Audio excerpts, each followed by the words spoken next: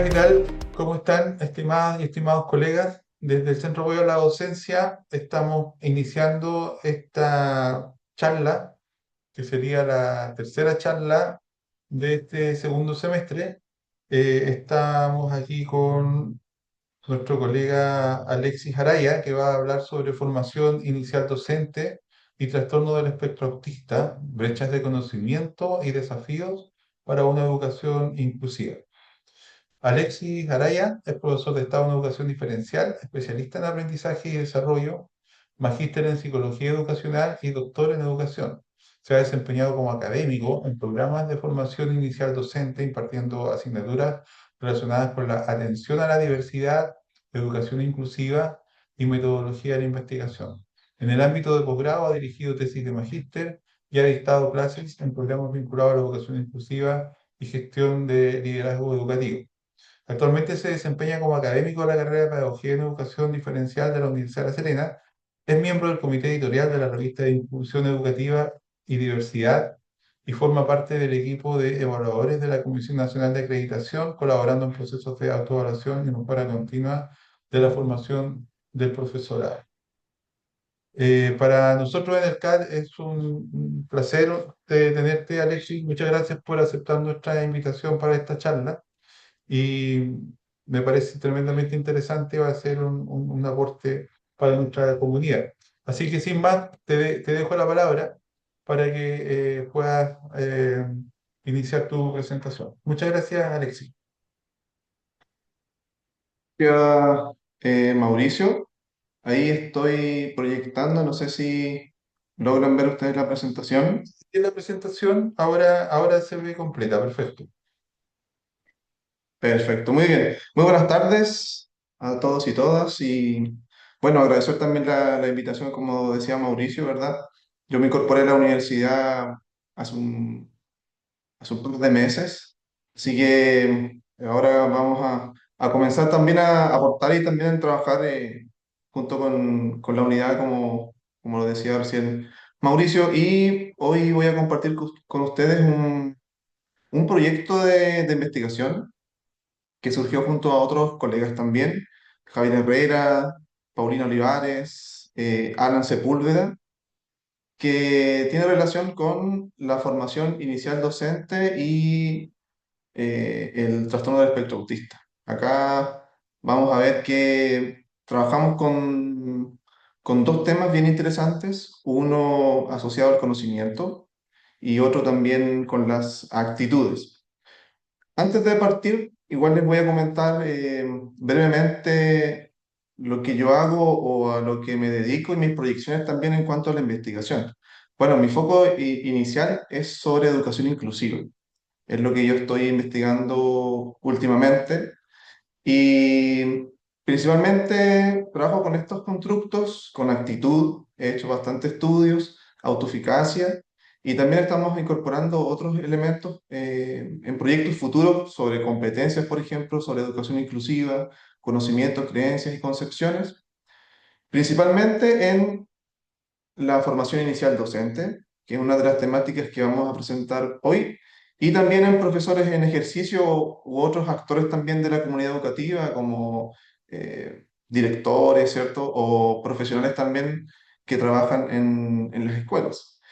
Y todo esto con el fin también de acercarnos a finalmente lo que ocurre en las aulas, a las prácticas inclusivas, que finalmente también queremos de alguna manera predecir, anticipar, pero lo más importante también es acercarse a esto, ¿cierto? Que es algo más concreto, más real y más aportador, que es lo que ocurre en las aulas, tanto en este caso en el sistema escolar principalmente. También he hecho algunos estudios en contextos universitarios, ¿bien? Pero siempre asociado a educación inclusiva. En esta oportunidad, bien, vamos a partir con una contextualización, ¿verdad?, de lo que manejamos, ¿verdad?, sobre la temática. En términos simples, por ejemplo, se entiende como trastorno del espectro autista a una condición del neurodesarrollo que se manifiesta en la primera infancia y también esto conlleva ciertas barreras en dos ámbitos principalmente, en el ámbito social y emocional. Esto finalmente se traduce, ¿verdad?, en desafíos importantes que pueden ser desafíos muy simples como el juego y pasar a desafíos ya más complejos, ¿cierto?, que es estar dentro de un proceso educacional, ¿verdad? El cuidado personal y hasta el trabajo. Estos desafíos o estas actividades, ¿cierto?, cotidianas son bien transversales. Ahora, estos pueden aumentar dependiendo de la intensidad también de las variables o del contexto y de la demanda social. Y sobre todo los estudios, ¿cierto?, en literatura reportan que hay una mayor demanda principalmente en el ingreso a la educación, es decir, los primeros años de educación, en la adolescencia también, y en el cambio justamente de la adolescencia a la adultez, donde se produce, ¿cierto?, aumenta también esta intensidad. En cuanto a la prevalencia, yo creo que hemos escuchado bastante información. También yo creo que hoy en día lo más probable es que tengamos familia o estudiantes, colegas, ¿cierto?, que hablan mucho sobre la temática y que también conocemos y tenemos contacto con personas, ¿cierto?, con esta condición. Entonces, es evidente el aumento. Por ejemplo, hay muchos estudios sobre esto. Yo solamente seleccioné dos recientes, ¿verdad?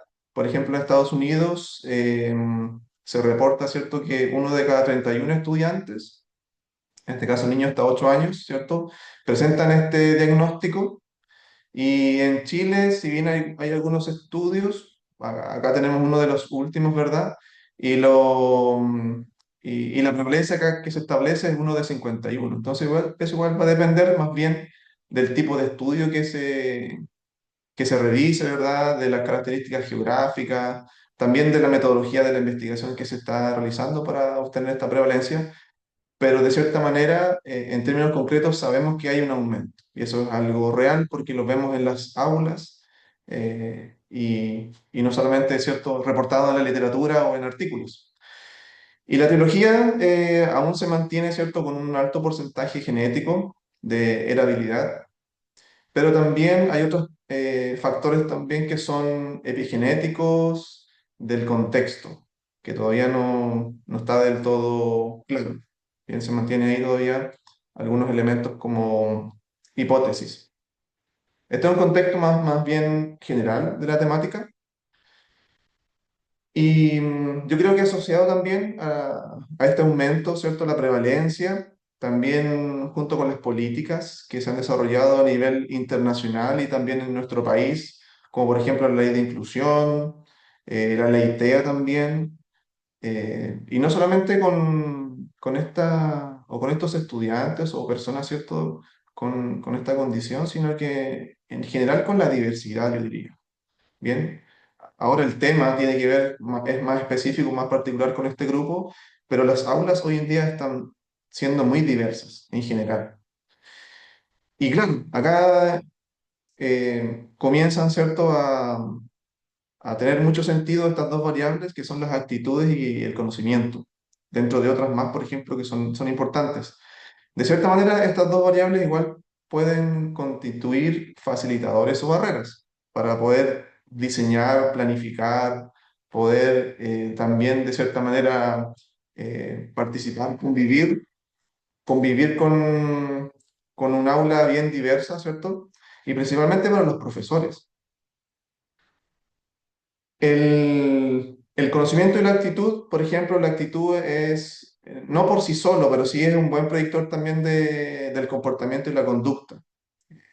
Entonces hay bastantes estudios, ¿cierto?, que posicionan las actitudes como un buen referente. Pero no solamente, que lo conversábamos en un congreso ayer, no solamente la actitud, ¿cierto?, si es positiva o si es adecuada, por sí sola finalmente va a contribuir, ¿cierto?, a entregar mejores condiciones también para los estudiantes dentro del aula, sino que también es importante el conocimiento, o sea, qué competencias, ¿cierto?, desarrollo como profesor, ya sea en formación o en ejercicio también, para poder acompañar a los estudiantes y que logren estos aprendizajes. Entonces también es muy importante el conocimiento de las características, del cómo aprenden, es muy importante. Y también hay un desarrollo de algunas investigaciones. Las dos variables se han investigado, por supuesto que sí, pero principalmente se han investigado en profesores en ejercicio. Hay algunos estudios previos que encontré en donde la mayoría de los estudios, ¿cierto?, declara que el profesorado en formación tiene una actitud positiva hacia los estudiantes con TEA. ¿Bien? Y con respecto al conocimiento, acá nos encontramos con algo muy distinto. Las investigaciones que se han realizado consideran que el conocimiento es limitado, es muy limitado. Entonces, claro, ahí tenemos una de las variables, ¿cierto?, que se posiciona, pero que es la primera variable, yo diría, actitud de entrada. Ya el conocimiento, yo creo que también se suma y es bastante importante. De los estudios publicados a nivel internacional, ahí hice una pequeña revisión, ¿cierto?, de los estudios sobre conocimiento, principalmente. Encontramos, por ejemplo, en Jordania que los estudiantes de pedagogía presentaban un bajo conocimiento, en Turquía también, estudios, por ejemplo, el de Jordania 2019, en Turquía 2018, en España también, San Cervera y otros autores del 2017, y otras revisiones sistemáticas también encontraron un bajo nivel de conocimiento. Estados Unidos también un bajo conocimiento. Ese fue un estudio que se hizo el año 2021. Y bueno, también nos preguntamos qué pasa en Latinoamérica y específicamente en Chile. Y la verdad es que no encontramos estudios que entregaran o reportaran alguna información con estas dos variables, y principalmente con el conocimiento. Entonces acá nos encontramos, ¿cierto?, con un vacío también de conocimiento, que era importante a lo mejor hacer un aporte con respecto también a lo que ocurre en Latinoamérica y en nuestro país. Y de ahí también surge esta investigación. Si bien hay estudios, principalmente en profesores en ejercicio, hay algunos también en profesores en formación, pero en Latinoamérica y en Chile, la verdad que ahí se encuentran escasos estudios, pero siendo sincero, no encontramos estudios publicados. Sí, lo más probable es que nos encontramos con algunas tesis, pero ninguna publicación, ¿cierto?, en alguna base de datos. Entonces nos propusimos como objetivo analizar las actitudes y el conocimiento sobre el TEA en estudiantes de pedagogía. Acá tenemos, el proyecto comenzó con estas dos variables, ¿verdad? Pero después el proyecto fue como tomando dos caminos. Un camino trabajando con actitudes y después un camino trabajando con el conocimiento. Y de alguna manera igual lo quisimos nosotros después integrar, pero ahí les voy a contar qué ocurrió. Bien, uno de los primeros objetivos fue describir, ¿cierto?, las actitudes y el conocimiento, luego hacer algunas comparaciones con diversas variables sociodemográficas como carrera, género, años de estudio. Ahí después aparecen otras, que el contacto, también lo que yo declaro que sé sobre la temática. Y también establecemos algunas relaciones, ¿cierto? E incluso hicimos un modelo de regresión con el conocimiento. Hicimos una investigación cuantitativa, ¿ya? Aquí, como ustedes visualizan, ¿cierto? El estudio de actitud lo hicimos más bien correlacional y el estudio de conocimiento fue más bien explicativo. Participaron 207 estudiantes de pedagogía de acá de la región de Coquimbo, tenían una edad promedio de 21 años y utilizamos dos instrumentos, que también esto fue un proceso de búsqueda bastante interesante de buscar instrumentos también a nivel internacional, pero después, claro, llegamos a tomar ciertos instrumentos que estuvieran en español, ¿verdad? Para tampoco demorarnos tanto en las traducciones, porque ahí también implica otro proceso. Y la literatura y las investigaciones que se revisó, finalmente nos decidimos por estos dos instrumentos que presentaban igual una alta confiabilidad y estaban en español. Bien, así que aplicamos estos instrumentos. Se aplicaron de forma online a los estudiantes junto también con todos los aspectos éticos que corresponden. Algunos antecedentes de la muestra, bueno, acá tenemos casi un 60% de estudiantes corresponden a la carrera de educación diferencial y el resto a otras pedagogías. Diversos años también, como ustedes pueden ver, desde primero a sexto año. Tenemos también en cuanto al género, el 66,2% corresponde al género femenino, que también es algo que identifica también a las carreras de pedagogía, y un 31,9%, ¿cierto?, a género masculino y otros también identidades que aparecen. Y acá viene algo bien interesante. También nosotros preguntamos, por ejemplo, si habían participado estos estudiantes, ¿cierto?, en alguna capacitación sobre el TEA. Acá un 54% declara no haber participado, un 38% sí y un 7,7% no lo tiene claro. Y después les preguntamos en qué tipo de capacitación participaron. Y la mayoría, como ustedes ven ahí, participó en charlas, como esta, por ejemplo, que son charlas muy breves, muy cortas, que no implican lo más probable un aprendizaje profundo o un aprendizaje tan significativo, ni que tampoco se evalúa ni se monitorea, y un porcentaje también menor, cercano al 30%, asistencia a seminarios y congresos. Y también les preguntamos, ¿cierto?, el contacto. ¿Dónde tienen contacto ustedes con personas con esta condición? El 79% ha tenido contacto, el 20% no ha tenido contacto. Y también acá les preguntamos dónde se produjo este contacto, ¿ya? Y acá es bien interesante porque si ustedes observan que la mayoría de los contactos se producen en las prácticas, un 38%. Entonces los estudiantes al menos de este grupo o de esta investigación, el contacto lo tienen tal vez en sus primeras prácticas pedagógicas, que también son propuestas orientadas y que parten desde su formación.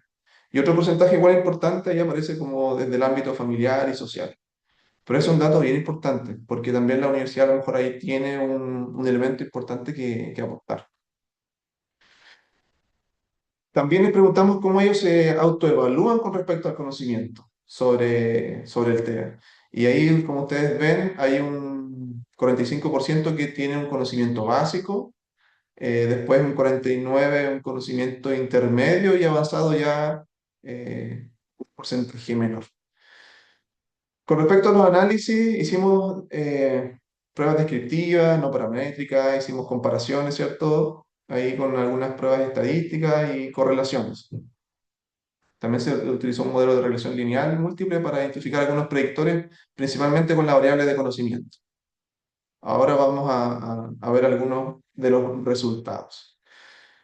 Vamos a partir primero con actitud. Aquí la actitud teníamos tres factores o tres dimensiones, ¿cierto?, que evaluamos y tenemos la actitud total.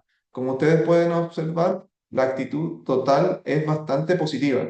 Si nosotros vemos acá que los promedios, ¿cierto?, en cuanto a rango de respuesta o de alternativa era de 1 a 4, ustedes ven, ¿cierto?, que la actitud es cercana o sobre el medio en realidad, 3,13. Entonces, bastante positiva. Pero si nos fijamos nosotros en los factores, por ejemplo, el factor uno tenía que ver con los beneficios, ¿cierto?, de la inclusión para los estudiantes con este diagnóstico. También es bastante alto. El factor 2 tiene que ver con los recursos y la formación para la inclusión. Es decir, si los estudiantes en formación tienen los recursos para poder brindar apoyo a los estudiantes y la calidad de su formación con respecto a la inclusión.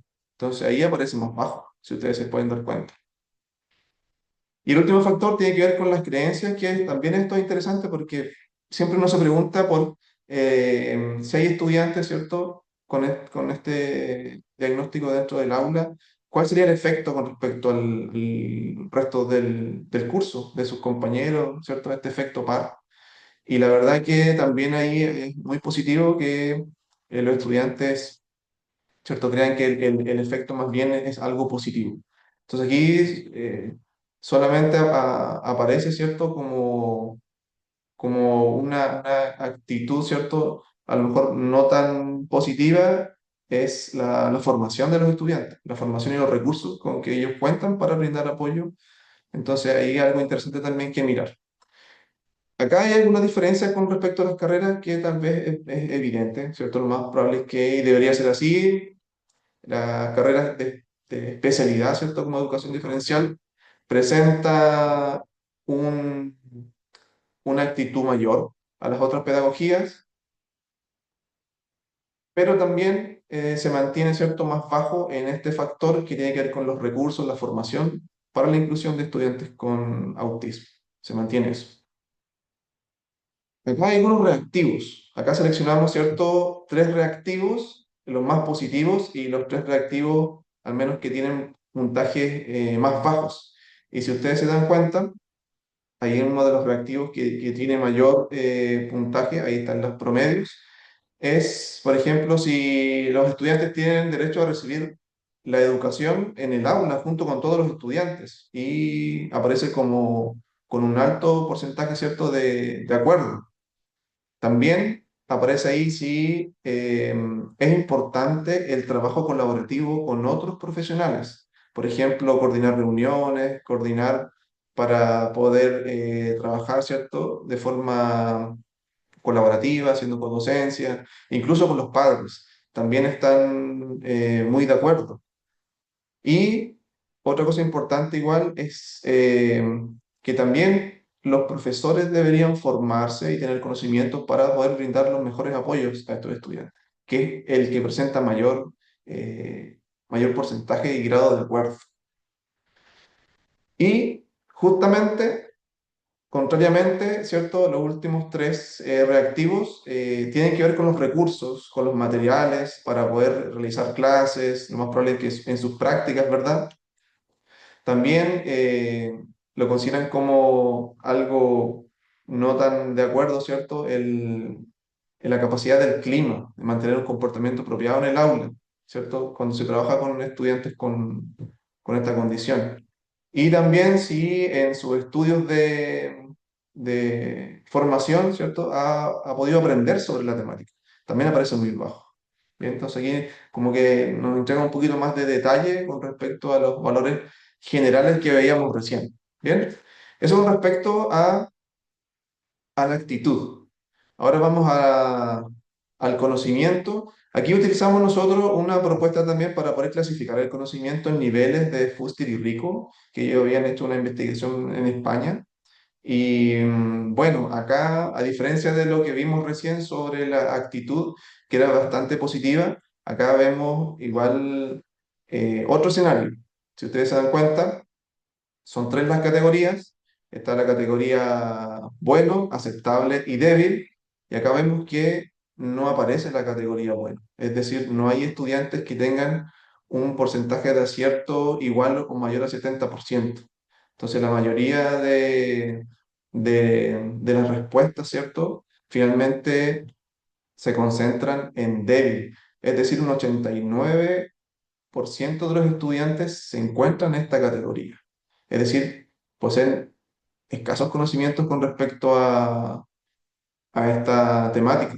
Lo consideran muy importante, son bastante críticos, ¿cierto? Pero acá refleja más bien sus conocimientos. Sigue siendo mayor en la educación diferencial, más bien que algo lógico, pero en general se mantiene limitado, si lo vemos de manera general. Bien. Después hicimos algunas comparaciones también con respecto a la actitud y la verdad solamente encontramos diferencias entre carreras, ¿ya? Y ahí la carrera de educación diferencial es la que presentaba una actitud mayor a las otras pedagogías. Con respecto a los años de estudio y con respecto al género no encontramos diferencias significativas. Bien, esto con respecto a la actitud. Con respecto al conocimiento, sí encontramos bastantes diferencias estadísticamente significativas. Encontramos diferencias en carreras. Nuevamente, educación diferencial aparece, ¿cierto? Como la carrera que tiene mayor conocimiento. También hay diferencias con respecto a los años de estudio o los semestres, ¿verdad? Acá, a partir del tercer año, los estudiantes de tercero, cuarto y quinto año tienen mayores conocimientos. Lo más probable es que sea también por este ingreso a las prácticas o tal vez algunas asignaturas que tienen, ¿cierto? Que entregan mayor elementos también para la formación y el conocimiento sobre esta área. Género, también hay diferencias significativas. El género femenino, ¿cierto? Tiene mayor conocimiento. También con respecto a la capacitación, ¿verdad? Estos estudiantes que asistían a talleres o charlas tienen mayor conocimiento y los que han tenido algún contacto previo también tienen mayor conocimiento, que podríamos decir que estos pueden constituir algunos elementos igual interesantes, ¿cierto? Para poder hacer algún tipo de intervención posterior. Bueno, y con el conocimiento también quisimos establecer algunas correlaciones, y aquí encontramos algunas, de todas esas variables, encontramos algunas correlaciones más bien débiles pero positivas en la autopercepción del conocimiento, es decir, cómo ellos se autoevaluaban, ¿cierto?, con respecto al conocimiento, también en la participación de estas capacitaciones y también el contacto. Encontramos ahí que existía una correlación con el conocimiento, que nos parece igual bastante interesante. Sin embargo, después quisimos igual profundizar un poco y buscar unos elementos que podrían explicar este conocimiento, al menos en este grupo. Bien, y ahí hicimos una regresión múltiple. Acá tenemos otras variables también, ¿ah? Solamente estoy mostrando las dos variables que explicaron mejor, ¿cierto? El conocimiento, que fue la especialidad académica, que en otros términos es la carrera, y también en la autopercepción del conocimiento. Las otras variables, por ejemplo, contacto, género, también aparecía, incluso incorporamos acá actitud, y no hubo tampoco una fuerte, ¿cierto? Eh, explicación con respecto a esa variable, que nosotros también lo pensamos en un principio y por eso quisimos trabajar la actitud y el conocimiento, porque algunos estudios también reflejaban que una actitud positiva también, ¿cierto?, explicaba un mayor conocimiento, pero no encontramos aquí es como ese elemento predictor. ¿Bien? Algunas conclusiones de esta investigación. Bueno, lo primero, señalar que la actitud en ambos grupos, ¿cierto? Los estudiantes de educación diferencial y la otra pedagogía es positiva, eso es bien importante, pero lo más probable es que la formación no esté marcando como una gran diferencia, porque vimos también las actitudes de primero a quinto año y se mantenía la actitud adecuada. Entonces los estudiantes lo más probable es que las nuevas generaciones igual estén ingresando a estudiar pedagogía ya como con una actitud más bien adecuada o positiva hacia la diversidad y específicamente en este caso, ¿cierto?, a, a las personas que presentan esta condición.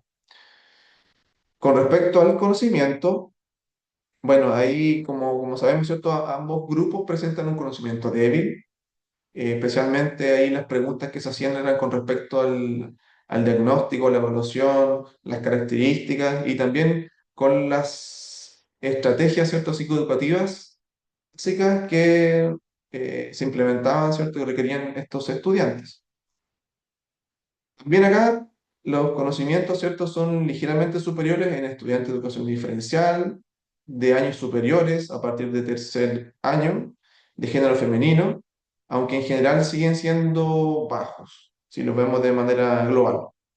Y en la regresión, como mostrábamos recién, ¿cierto?, en este grupo, al menos en esta investigación, aparecen como predictores relevantes la carrera y la autopercepción del conocimiento.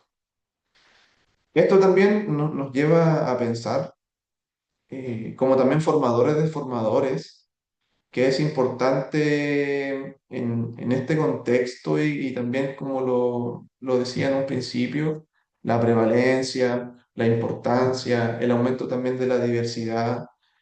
Y no solamente con este tema, yo diría que en esta oportunidad estamos presentando este tema, ¿cierto? Con este grupo en particular, pero yo también lo ampliaría hacia la diversidad. Es importante también que en la formación inicial docente se integren estas temáticas, no solamente como una asignatura, porque una asignatura finalmente queda muy aislado, va a depender también de la ubicación de esta asignatura en la trayectoria formativa, sino que también se incorporen, ¿cierto?, estas temáticas sobre diversidad, sobre inclusión y obviamente sobre estudiantes con esta condición de manera transversal en diferentes asignaturas.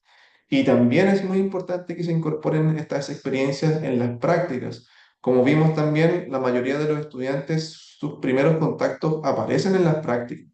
Entonces, si no tenemos nosotros una intención o también un plan para poder acompañar a los estudiantes, va a seguir siendo una experiencia tal vez que va a ser un contacto, una experiencia, pero que no se va a aprovechar de una buena manera o no va a ser de una manera, ¿cierto?, con un acompañamiento más bien planificado.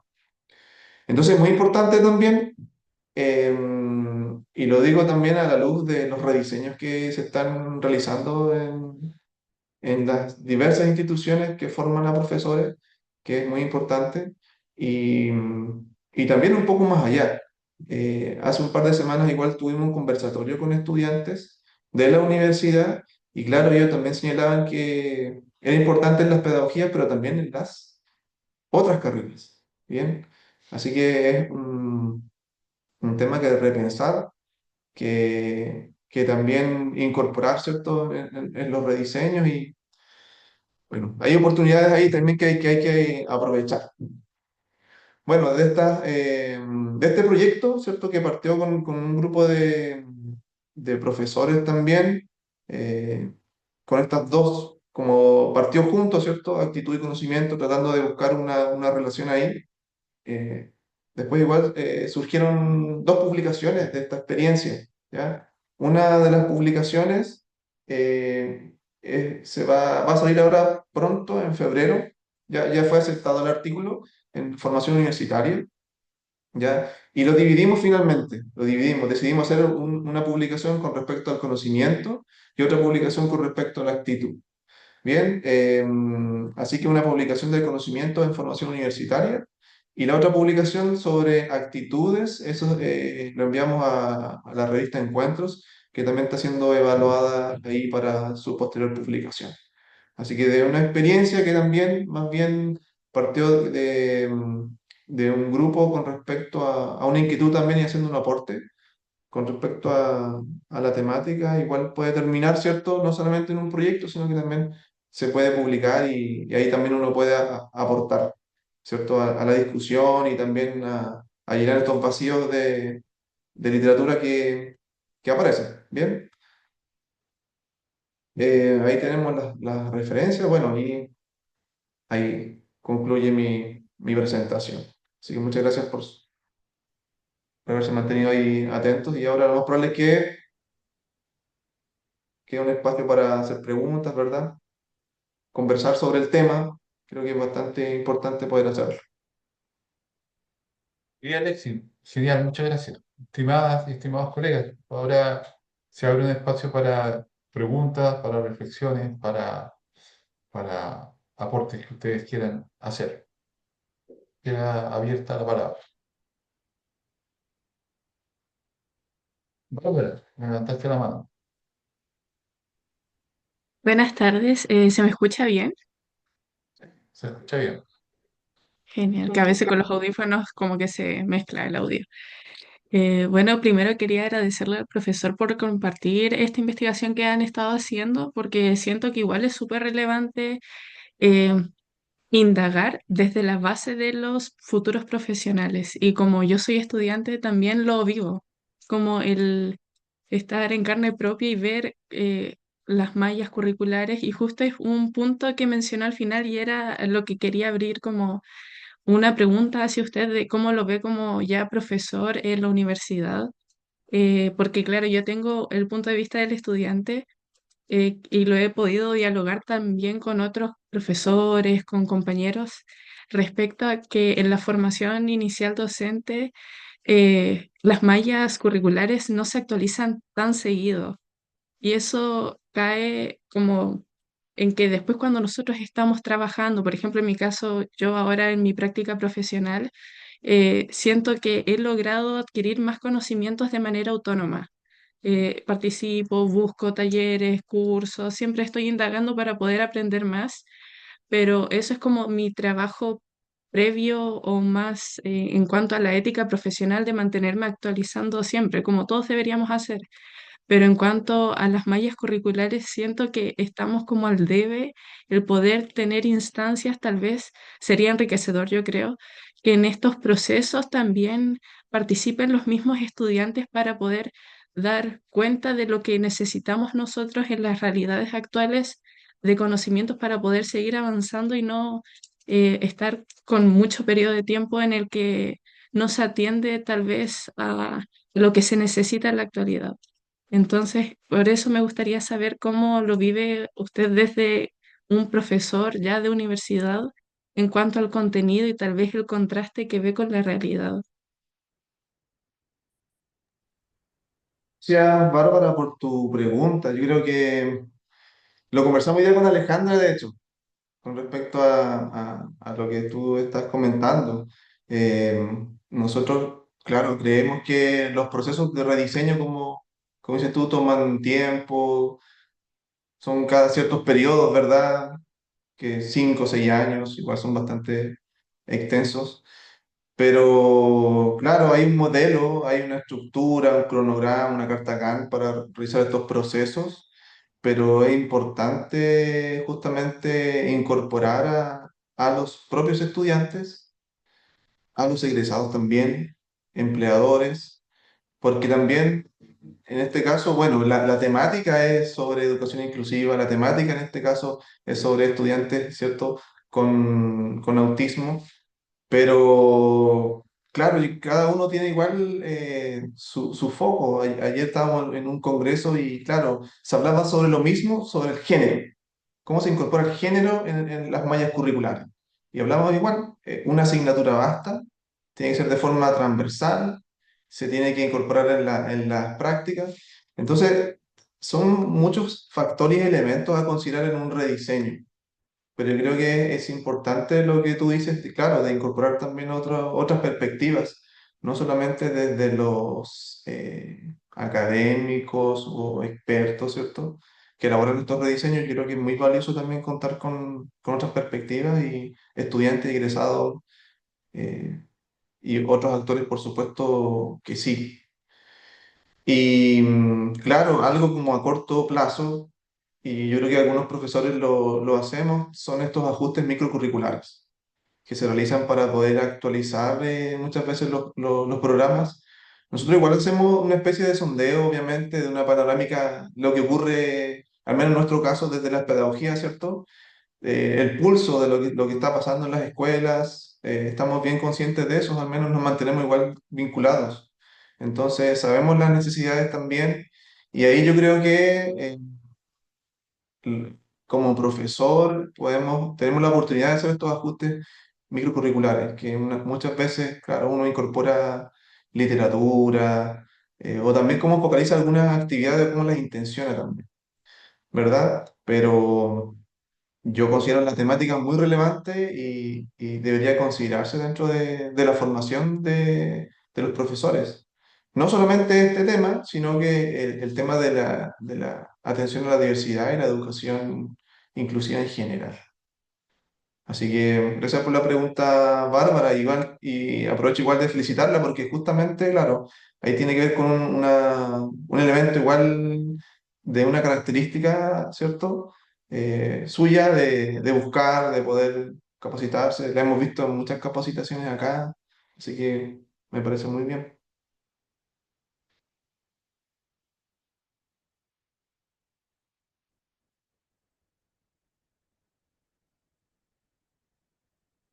¿Alguien más? Yo, yo aprovecho de preguntar mientras alguien más piensa alguna pregunta. Mira, yo lo que quiero preguntar es un poco en un nivel más político tal vez de políticas públicas del tema de la inclusión. Yo pensaba, y le he escuchado a muchos profesores también decir respecto a la misma sobrecarga que tienen los profesores, tanto en el colegio como en la universidad, sobredemandados para asumir cada vez más demanda. No sé si me explico. Es decir, entre el conocimiento y la actitud, perdón, es un ejemplo de cocina, pero es para aclarar mi inquietud, digamos, porque yo no soy experto en este tema y puede que mi inquietud no tenga mucho sentido, pero digo, mira, si yo tengo buena actitud y buen conocimiento para cocinar un queque, ¿cierto? Pero no tengo harina, eh, por muy alto que sea mi conocimiento y mi actitud, no lo voy a poder hacer. ¿M? En general suele pasar que a los profes se les empieza a pedir que enseñen lo que tienen que enseñar, que de alguna manera se las tengan que ver con los apoderados, con estudiantes que están desmotivados, inclusión, problemas, otro tipo de problemas, digamos, de ansiedad, de aprendizaje, etcétera. Entonces, da la impresión que el profesor también está bastante saturado con cursos de 40, 45 estudiantes. Entonces, ¿cuánto es lo que podría aportar realmente incrementar el conocimiento, mejorar la actitud de los docentes frente a los estudiantes con TEA, frente a toda esta otra avalancha de demandas que el profesor tiene? Que finalmente cuánto se podría limitar que más allá de la actitud y del conocimiento, el profesor efectivamente pueda hacer un buen trabajo con un niño TEA. O sea, entiendo que esto no le resta el valor a lo que ustedes están haciendo, que es súper importante, pero pregunto más un poco a nivel de las políticas públicas y de cuál puede ser el interés real, genuino del Estado por la inclusión y no recargarle como la responsabilidad al profesor en primera instancia. No sé si me explico. Yo no sé qué tan complicado es o no, pero por ejemplo, nosotros acá en psicología, cuando hemos tenido estudiantes con características TEA, se nos ha complicado mucho, a pesar de que es un solo estudiante, ¿cierto? Se nos ha complicado mucho trabajar por un montón de temas, ¿sí? Afectivos, emocionales, de rendimiento cognitivo, la presión de los papás del niño, en fin. No sé si se entiende mi pregunta, Alexis. ¿Mm? Sí, sí, sí, sí, Vale. la logro comprender. Bueno, ahí yo creo que son varios elementos como interesantes de poder incorporar en la discusión. Lo primero, claro, hay un tema importante, bueno, lo que es un hecho es que las aulas hoy en día del sistema escolar, sistema de educación superior, están siendo muy diversas y obviamente la diversidad va a demandar más tiempo, más apoyo, más recursos, de cierta manera. Y eso también está de cierta manera respaldado igual por la política pública, al menos el acceso de los estudiantes. Bien, y también hay una fuerte también presión social ahí, y eso no está en discusión. Uno de los temas que está en discusión, yo diría que es el financiamiento de estas políticas públicas, cómo se van financiando. De hecho, por ejemplo, generalmente los equipos directivos lo que señalan, porque también hay que partir de ahí, de los equipos directivos, los equipos de gestión, que es un elemento clave también para poder desarrollar, organizar los apoyos, ¿verdad?, dentro de una comunidad educativa. Ellos generalmente también señalan esta falta de recursos, o sea, aparece una política pública, como la ley TEA, por ejemplo, pero que no están los recursos como para poder implementar esta política. Bien, y ahí entramos, claro, qué tipo de recursos, capacitaciones, implementación de espacios, materiales, contratación de profesionales especializados. Entonces, muchas veces ocurre eso, ¿ya? Un tema de financiamiento. Aunque las escuelas tienen un financiamiento, ¿cierto? Ya sea por un programa de integración o incluso ahora desde la ley SEP, que se pueden utilizar esos recursos también, pero lo encuentran insuficiente. Hoy en día también, ese es un punto. El otro punto igual importante es que, claro, al menos como vimos en la investigación, la parte de actitud, al menos los profesores en formación reconocen que el trabajo colaborativo, la codocencia, el trabajo con la familia es indispensable. Yo encuentro que eso es algo muy valorable, al menos en los estudiantes en formación, porque ya están, ellos están conscientes, y yo también se los digo a los estudiantes, no van a ustedes poder avanzar lo más probable hoy en día si ustedes hacen un trabajo aislado o individual, porque van a necesitar ustedes un apoyo, ya sea de otro profesional. Entonces ahí lo que nosotros siempre sugerimos es el trabajo colaborativo, el tener apoyo de otros también, porque un profesor no va a tener todas las respuestas, no va a poder resolver todo, va a tener que acompañarse de otros equipos también. Entonces, esa es una clave muy importante que al menos yo creo que en Chile hubo una resistencia al principio, pero hoy en día yo creo que ha mejorado. Sí, yo creo que hay elementos que pudieran ser mejores, ¿cierto? Con este trabajo colaborativo y docencia, hay elementos que mejorar, como el tiempo, que siempre los profesores aluden a como variable que es una barrera para planificar o coordinarse, pero hay experiencias muy buenas también de este trabajo colaborativo. Es una de las formas. Y la otra forma también tiene que ver como el equipo, la comunidad finalmente, porque no es un profesor y un curso, sino que es una comunidad completa. El liderazgo también es muy relevante en estos temas. Vale, genial. ¿Alguien más tiene alguna pregunta, comentario o reflexión que quiera compartir? Luis Enrique, la palabra es toda suya. Muchas Hola gracias, Luis. Mauricio. Hola, Alexis. Estuvimos hablando el otro día de que es muy interesante para nosotros también en la misma universidad tratar de ver la posibilidad de que todos estos elementos también se puedan traducir en conocimiento práctico que permita a nuestros docentes atender mejor a estudiantes que tienen el espectro autista. Y en esa perspectiva, yo hago la traducción inmediatamente, apenas hablan de profesor, yo digo docente, y creo que podemos hacer una extensión hacia qué tanto saben nuestros docentes sobre los tres temas que han sido abordados desde la perspectiva de la autopercepción, que yo entiendo que es una primera instancia de acercamiento, lo que opinan las personas involucradas, ¿no es cierto?, educadores en formación, pero que tiene que ver al final con las características del diagnóstico, como señalaba, cuando hablaba del conocimiento débil, ¿no es cierto?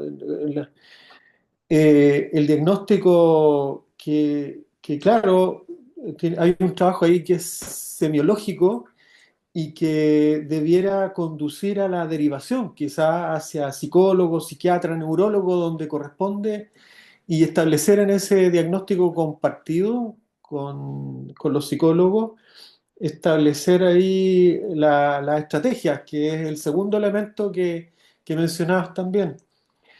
Y bueno, está subyacente como conocimiento también, sobre la base de todo eso están las características clínicas del espectro autista, que es un conocimiento útil para el educador, sea un profesional de la educación que es el pedagogo, como el docente, ¿no es cierto? Que es un profesional que puede hacer clases en la universidad, o sea un pedagogo que hace clases en la universidad. Y desde esa perspectiva creo que sería muy interesante, y quizá y esa es la pregunta al final, ya lo has intuido, que ir desde la autopercepción a la medición de conocimiento necesario. Esa es la pregunta en el fondo. Muchas gracias. Ok, O sea, en este estudio nosotros lo que hicimos fue, claro, primero les preguntamos sobre qué sabían y cómo se autoevaluaban con respecto al conocimiento.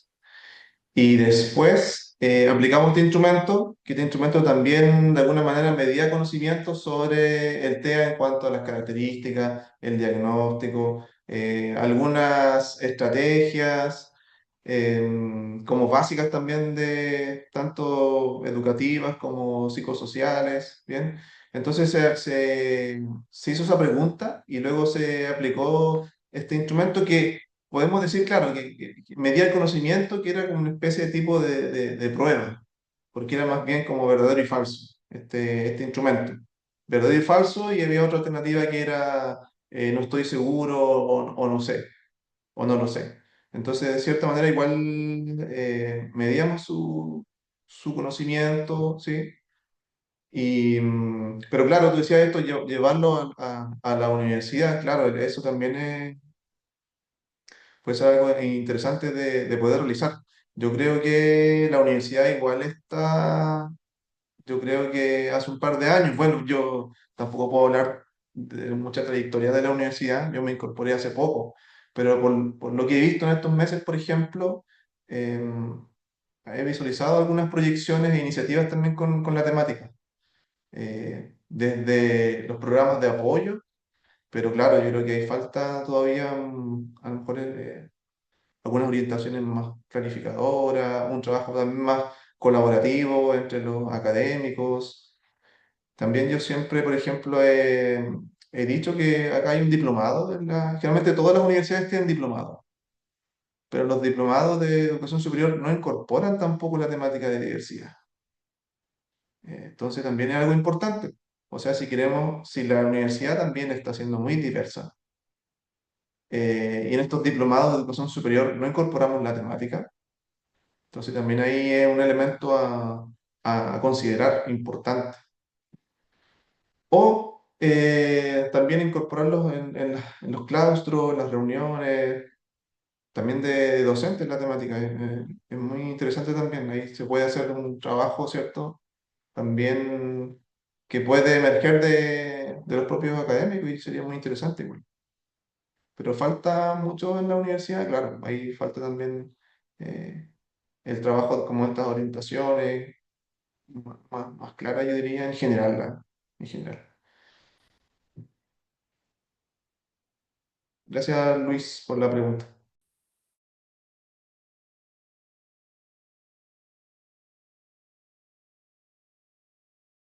Estimadas y estimados, parece que ya no estamos con más preguntas. Melissa, tú levantaste la mano. Sí, buenas tardes, espero que se escuche bien.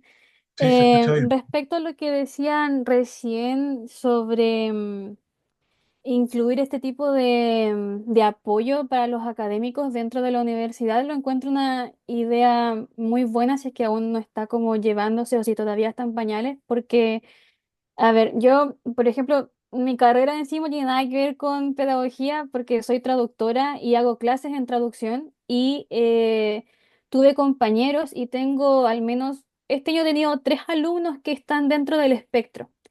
Hablando de mi perspectiva, siento que falta como mucha información al respecto y también acompañamiento al docente porque...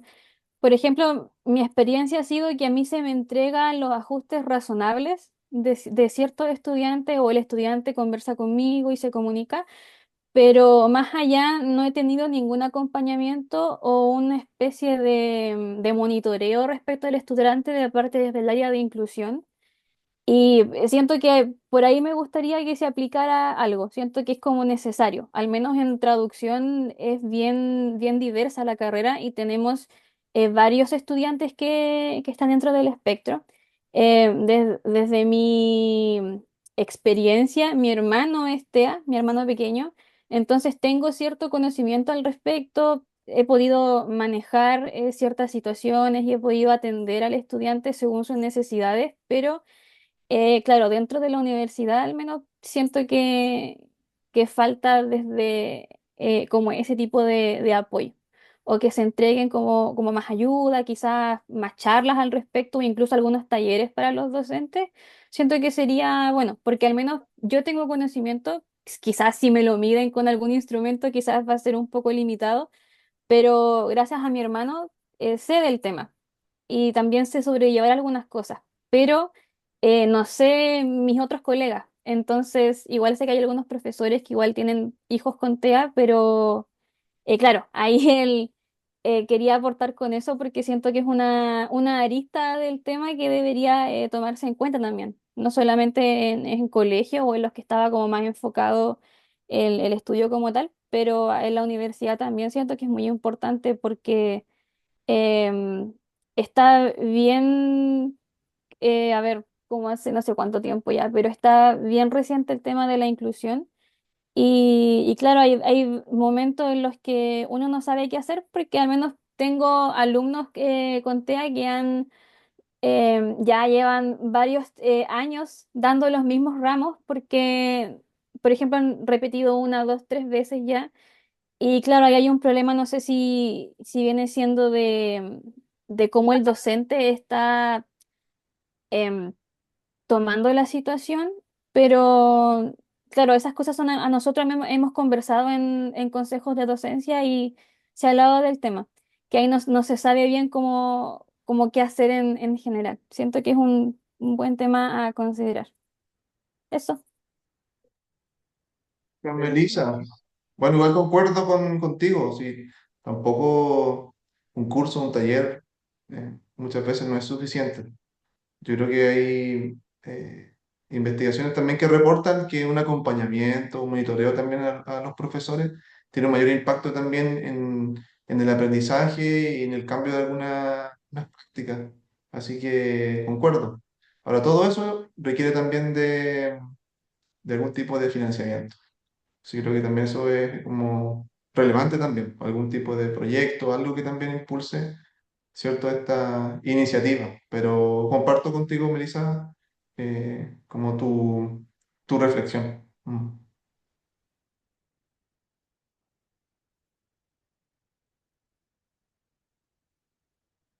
Bien, parece que ya ahora sí no hay más preguntas.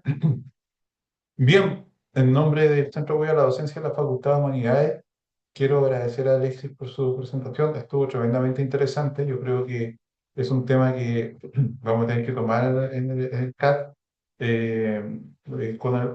digamos, para el próximo semestre incluir algunas charlas más y recoger un poco este desafío de seguir abordando la inclusión en general. ¿M? Creo que es una necesidad para los profesores que queda evidente a partir de esta conversación. Entonces lo vamos a tratar de recoger. Muchas gracias, Alexis. Muchas gracias a todos por acompañarnos. Nos esperamos Gracias. en la siguiente charla del CAD, que es el próximo 24 de octubre, ¿ya? A las 3 de la tarde, dos colegas españolas van a exponer sobre competencias transversales e inteligencia artificial en educación superior. Bien, pues los dejo invitados entonces. Muchas gracias, que estén muy bien. Que pasen bonito fin de semana. Gracias, Mauricio. Saludos a Pronto. todos Chao, y a todas. igualmente. Muchas gracias. Chao. Gracias.